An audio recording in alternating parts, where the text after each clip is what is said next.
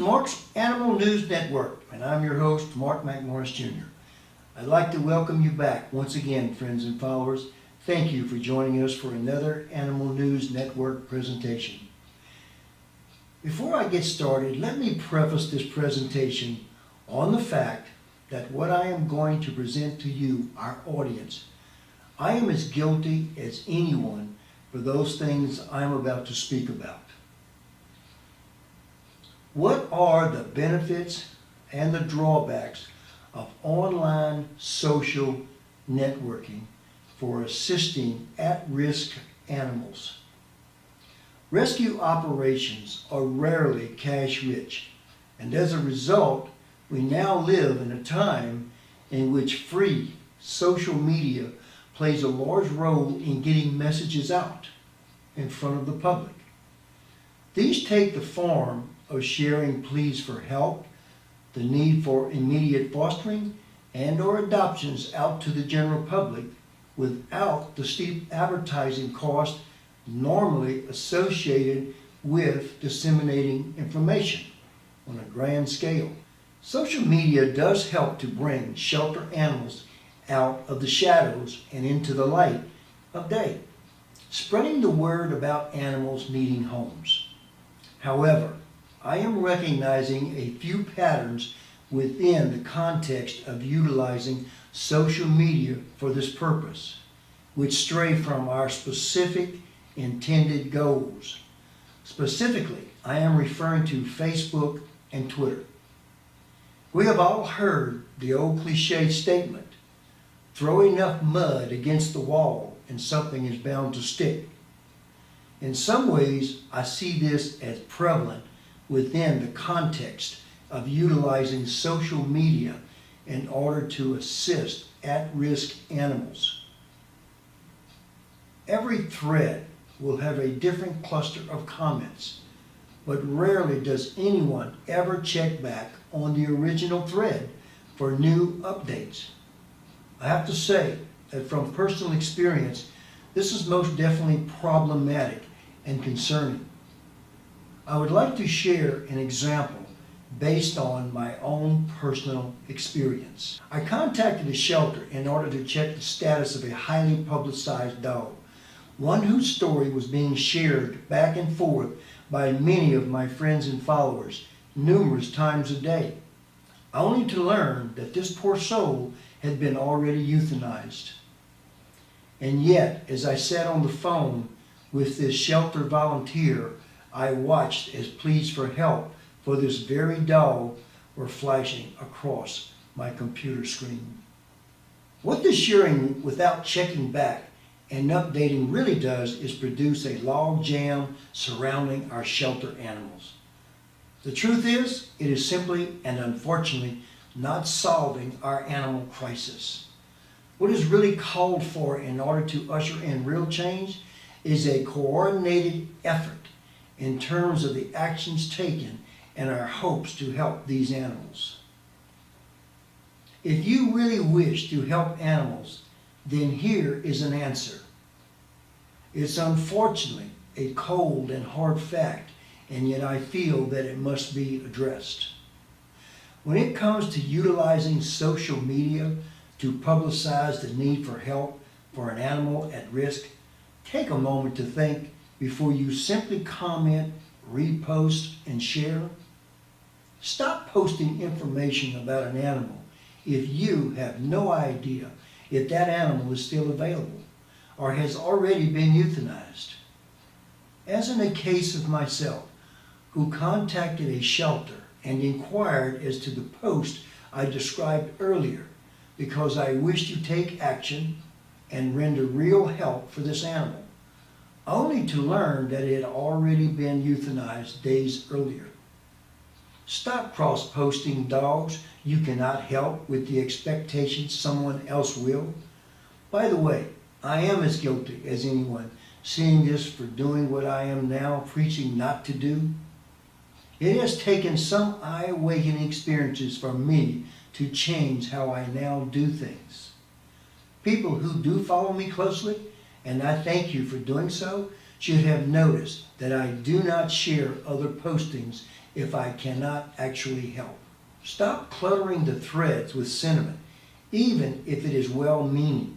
This does not serve to benefit the animal in need and may cause vital information to go unread.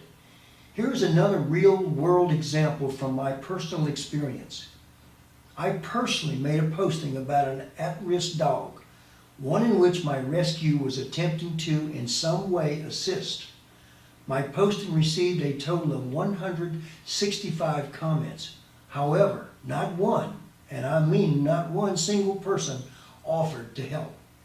And yet, this posting received 165 comments.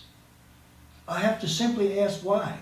In what way were these 165 comments furthering my attempt to get real assistance for this poor needy soul?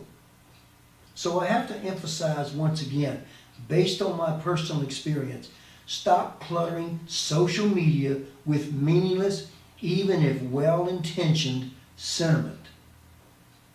If someone really did want to help the dog I was working so diligently to save, they would have had to read through all 165 meaningless comments in order to find the actual vital information necessary in order to assist the animal needing rescue. Here's an example of one of the 165 comments my post received. Someone needs to save this dog. To that individual, I'd have to say, you are someone. How about you? Clearly, you can see the point that I'm making. Clutter without real, genuine help is just that, clutter.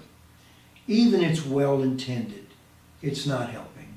It's not changing the reality on the ground.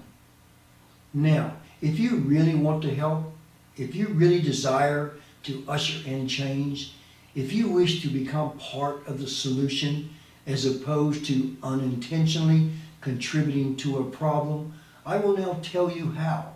Volunteer at your local shelter. Generally, when I make this suggestion, what I hear in return is, well, I can't get out. I don't have the free time.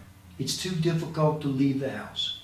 I would love to, but I have other responsibilities that take precedence.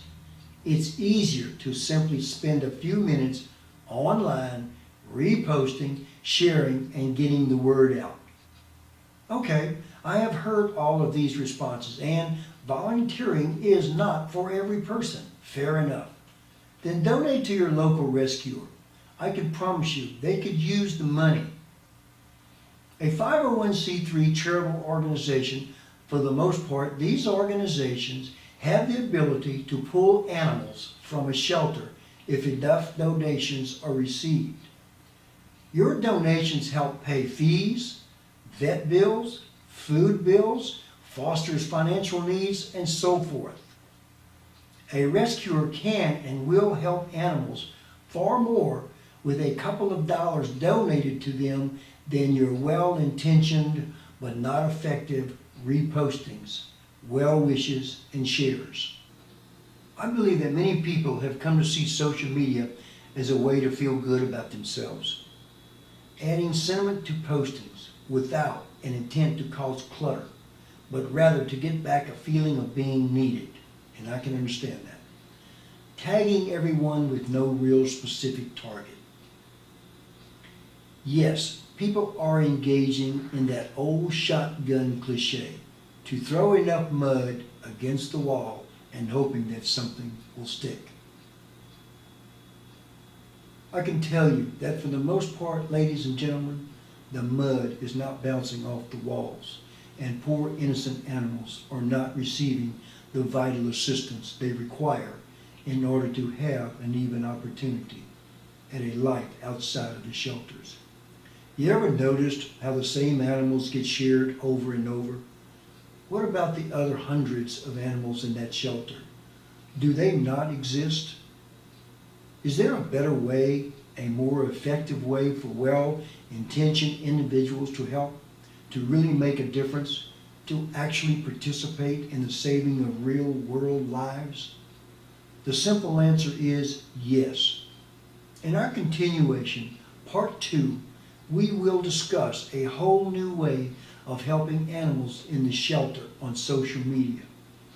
It is an opportunity for everyone to become a one-man, woman rescuer with a set goal and certainly a much greater feeling of achievement and self-worth. Please join us in our next video and become a real animal rescuer that will serve all the animals in our shelter.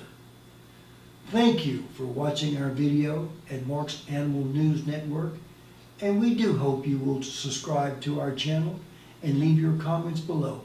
This is Mark's Animal News Network, and I am Mark McMorris Jr. Thank you, and God bless.